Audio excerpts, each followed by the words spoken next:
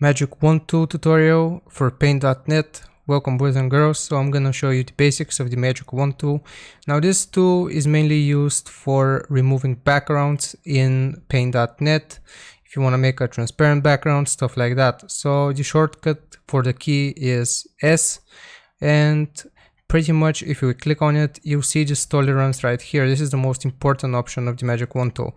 So what this means is essentially what part of the image will it detect. So if I was to click it right here, as you can see, it is going to highlight the background around me. The background is black. Now this isn't a perfect example. As you can see, my chair is also black, so it kind of detects it. So if I was to press on it, the black background, and press the delete key, as you can see, it makes it transparent now. It removes all of this same color. Now, if I click on myself, as you can see, it's going to remove my forehead. I no longer have a forehead.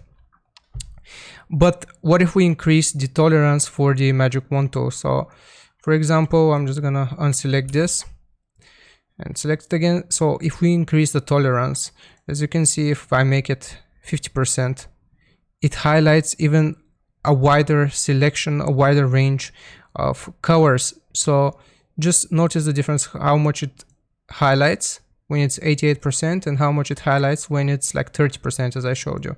Now if I try for it not to cover my chair at all, as you can see, at 20% it does not cover my chair at all, and it completely removes the background. Now what you're sacrificing for this thing is that when you lower the tolerance, you get a more pixelated version around your image, or not more pixelated version, but more pixels around your image. But if you kept it at like 30% and you removed it, as you can see, there aren't as many pixels around here.